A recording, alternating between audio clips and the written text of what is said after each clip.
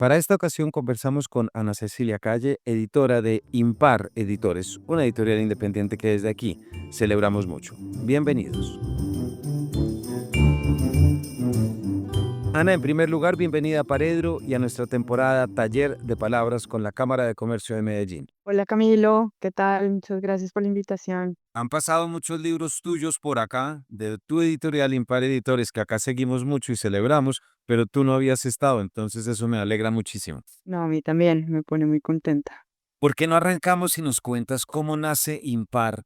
¿De dónde surge la idea? ¿Ves un vacío en el mercado?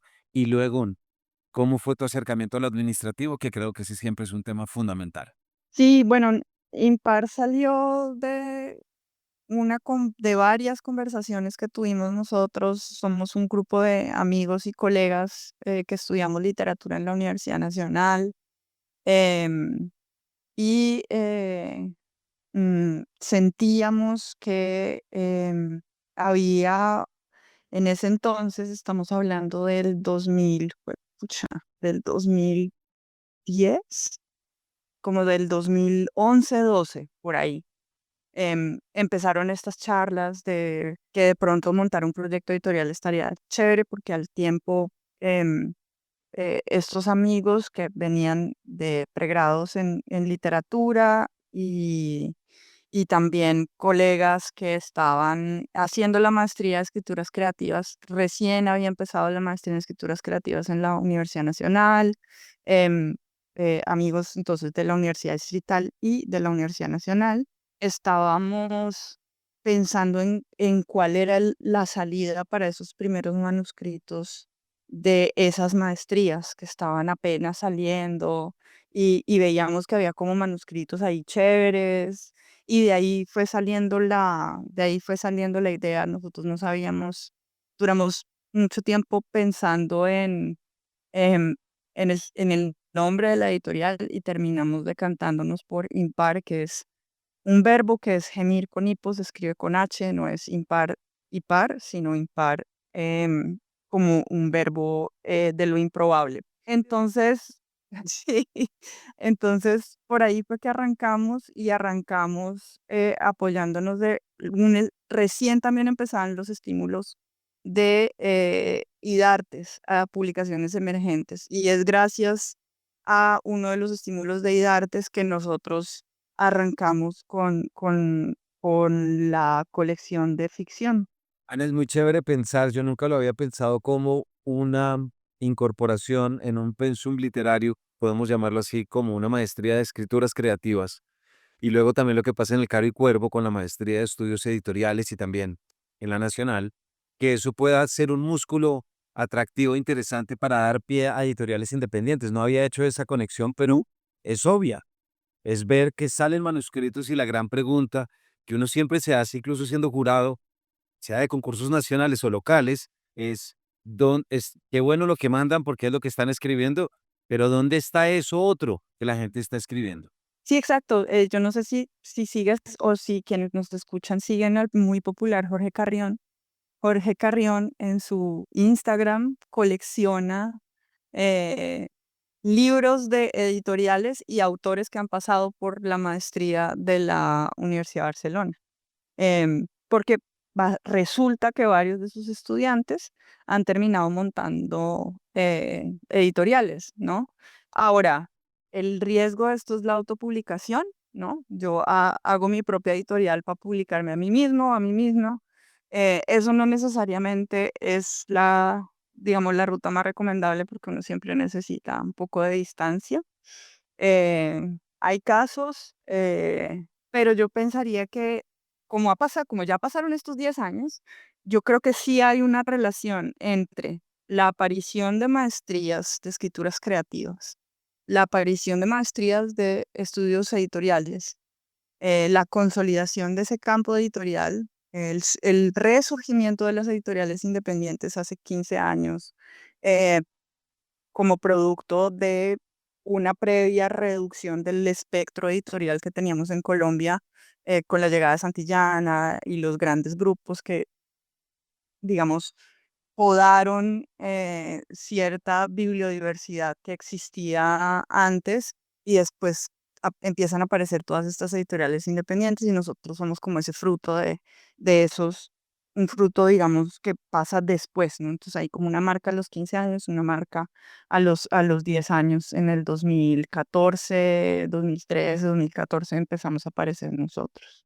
Y ahora te voy a hacer una pregunta que puede resultar antipático para otros proyectos independientes, pero ¿cómo han hecho para que Impar sea una editorial ya un referente? Porque creo que en estos 10 años y un poco más ya han ocupado un papel importante. Fue porque por los títulos que están publicando, por el vacío que encontraron en el mercado editorial, por volver con tanto cariño como tú lo haces con tu colección de poesía, también, que ese es otro reto, pensaría uno. ¿Qué Mm. crees que fue? O de pronto como haberlo hecho en el momento adecuado, a- continuando con Yo tu creo que respuesta anterior. son varias cosas. Yo creo que hay un factor que sí es un factor no sé si de mercado, porque este es un punque chiquitico.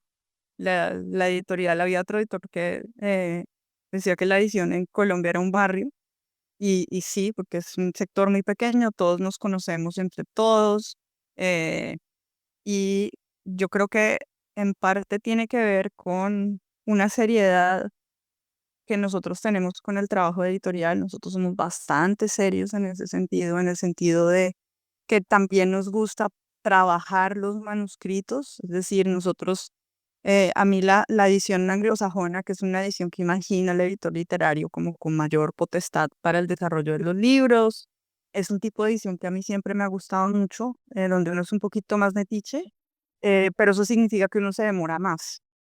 Y a veces con la velocidad del mercado se vuelve un poco difícil atender a esos dos frentes, pero nosotros hemos intentado ser, al menos con los libros que desarrollamos nosotros para las colecciones, que son primeros libros, no necesariamente el primer libro de un autor, pero sí libros que llegan como inéditos, em, sí prestarle mucha atención al desarrollo del libro y trabajar con los autores, poderlos conocer, en lo posible, desarrollar una buena comunicación con ellos y un buen rapport con los autores, que yo creo que eso también se traslada a que se entiende que nosotros estamos cuidando los libros, ¿no? Que los tratamos con mucho mimo y mucho, mucho cariño. Por el otro lado, hay una cosa como de colección, que en eso, vamos, como el trabajo editorial nuestro ha estado concentrado en construir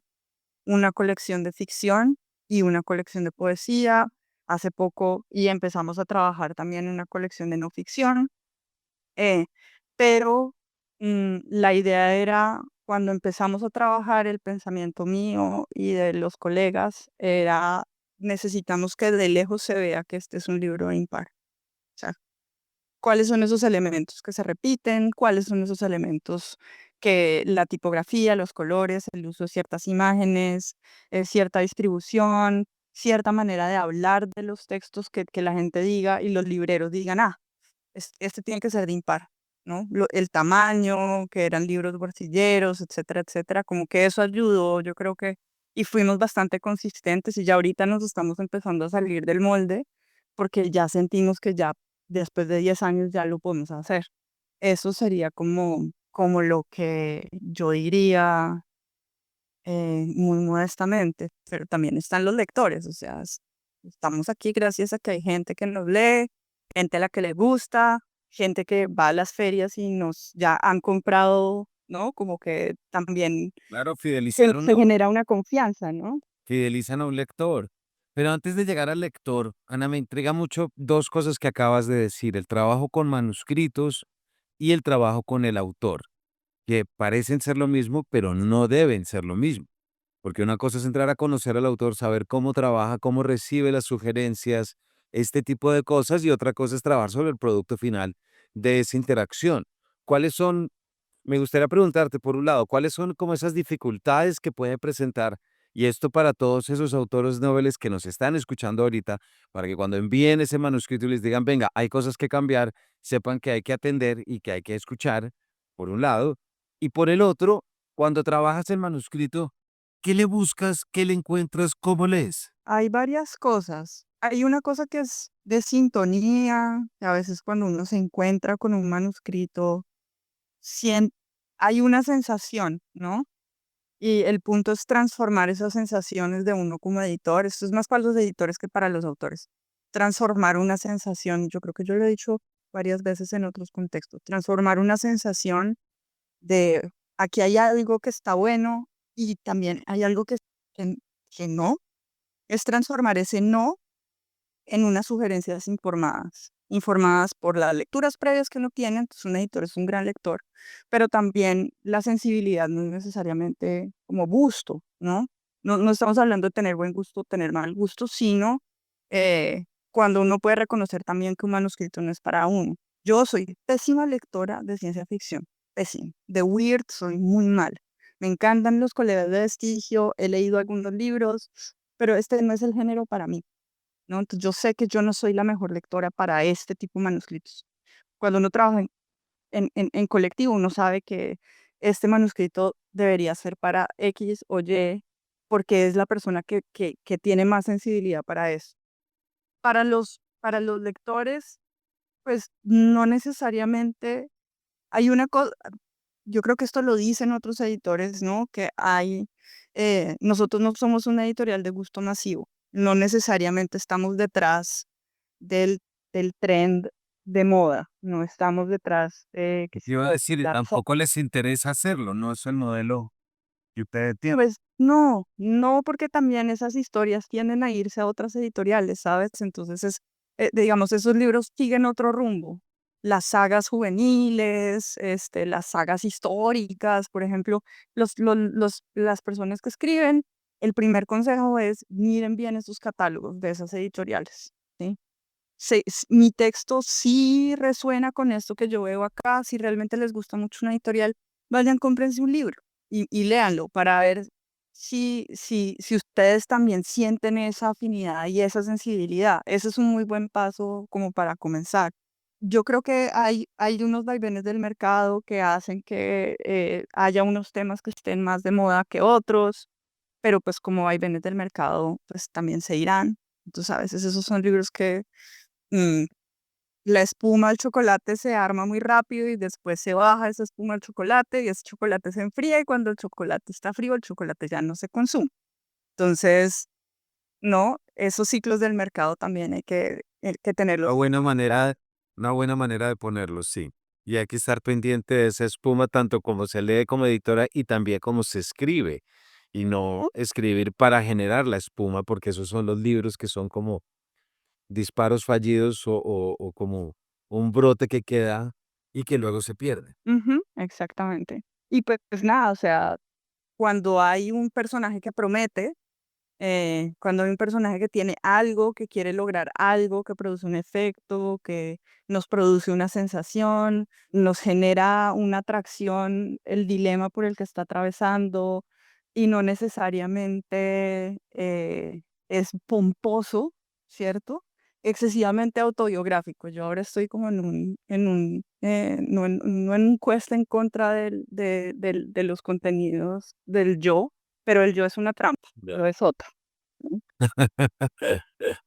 Sí, eso lo hablamos precisamente con el libro de poemas de María Paz Jaramillo, tan bonito que está el capítulo acá. Cuando Mm. empiezas a trabajar, vamos a cosas más específicas. Normalmente, ¿cuáles son esos puntos que detectas en esos primeros manuscritos sobre los que siempre tienes que, digámoslo amigablemente, llamar la atención? Porque son como constantes, es decir, ¿qué puede nuestra audiencia llevarse que pueda él o ella pensar en ese acto de escritura consciente de este elemento? A veces, qué sé yo, hay primeros autores que te crean unas situaciones límite, tú abres el libro y de repente hay un terremoto con un incendio y la pérdida de un bebé perdido en un incendio, en un terremoto. Todo esto podría ser perfectamente verosímil, pero al mismo tiempo, ¿con qué condiciones, de qué otras cosas debería estar acompañado? Eso completamente inverosímil para que una persona que está sentada en los 3 minutos que tiene, te diga, te creo, ¿no? Entonces, de que está acompañada de esa inverosimilitud y no solamente, y a veces esas historias que son súper inverosímiles son súper pomposas, ¿no? Era un día extraordinario y corría una brisa telúrica cuando de repente, ¿no? Ese tipo de cosas directamente te están sacando de ese horizonte de verosimilitud. Entonces, yo creo que leer mucho sobre formas, qué sé yo, si uno está haciendo un texto de estos inverosímiles sobre un terremoto, se puede leer un par de libros de crónica que te ayuden a, a encontrar ese tono. Yo creo que sí, es esa búsqueda del tono, esa búsqueda de la voz, es la búsqueda, la gran búsqueda humana, ¿no? La búsqueda de la voz. En eso estamos todos, todo el día estamos intentando trabajarlo, así sea ahora que hacemos eh, videos todo el tiempo para hablar de cosas, pero es también una búsqueda de la voz, ¿no?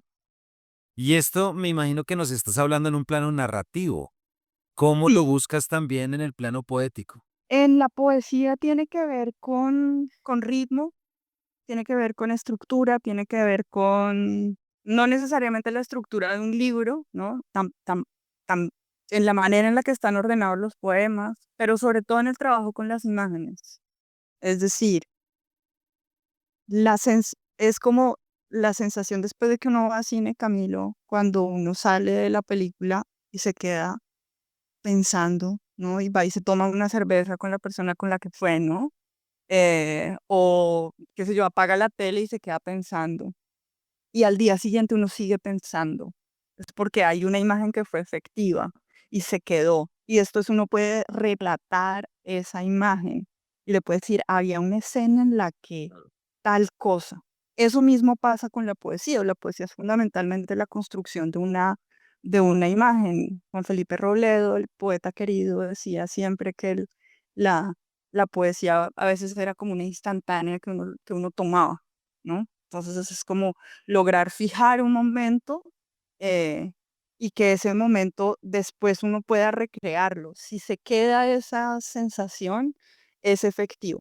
Em, Hay algunos poemas que tienen personajes, entonces esa voluntad narrativa, ¿cómo es esa energía que tienen esos personajes? ¿Para dónde va? ¿Si se construye, no se construye? ¿Cuál es la relación que hay entre un personaje y otro en ese yo? Para los que conocen la teoría literaria, voy a citar al amigo Lukács: cuando hay ironía, hay una buena narración. ¿Sí? Cuando hay un personaje, cuando hay un yo que también se ríe de sí mismo, no se toma tan en serio, nos muestra que su propia biografía es una farsa, es una falsedad. Cuando hay una voluntad juguetona, esos son como esos libros que como que a mí me gustan mucho y que yo siento que están pensando en la materia literaria, ¿no? Que para poder entrar al yo hay que salir del yo, para poder construir un yo hay que poder darle vueltas a esas capas de ese yo. Entonces, pero sí, y el ritmo, ¿no? Esos poemas que se leen en voz alta y tú dices, no está usando em, ningún truco barato, eh, le está dando la vuelta al lugar común, me está ofreciendo una manera distinta de sentir, sobre todo. Es muy bonito porque eso es como la búsqueda y el criterio lector. Ana, nos quedan 2 minuticos. Entrevistamos el último capítulo, como la audiencia sabe, fue con Andrea, que ustedes editaron Las raíces de la luz, perdón, Las grietas es la del de Federico. ¿Cuál es, cuál es ese libro que te llega al corazón y que miras atrás luego de estos 10 más de 10 años y dices como, este fue el libro? Qué locura, no, es una pregunta que yo no te puedo responder por cariño a mis autores y autoras. Sí debo decir que hay libros que me han hecho llorar mucho. El libro de Andrea me hizo llorar. Cada vez que tenía que editarlo lloraba. Los libros de Luis Fallad también, ambos libros de Luis, súper conmovedores. La Ceiba de la memoria del buen Roberto también me hizo llorar. Una edición. Impresionante. Eh, y Antígona González de Sara Uribe, eh, que le quisiera mandar también un saludo muy especial y un súper reconocimiento porque nos tuvo paciencia a nosotros también como editores en un momento en el que no estábamos quizá muy justos. em, y ese libro es condenadamente hermoso y durísimo. Y la manera en la que ella logra latinoamericanizar y plasmar el dolor de la pérdida y el dolor de la búsqueda, em, de una manera en la que ella escapa a la biografía, usando la biografía de otros de una manera súper respetuosa. Yo creo que digamos, ese es un gran logro de la literatura latinoamericana y Sara es eh, es impresionante. Con ese libro también, yo lloré mucho, me conmovió muchísimo. Bueno, pues la audiencia ya sabe qué libros buscar, entre muchos otros, y sobre todo qué editorial, que es Impar. Busquen, acá tenemos muchas entrevistas, bueno, y aquí lo celebramos mucho. Ana, muchísimas gracias por habernos acompañado en esta serie de Taller de Palabras. Muchísimas gracias, Camila. Y a todos ustedes, gracias por acompañarnos y nos vemos en una próxima edición de este Paredro.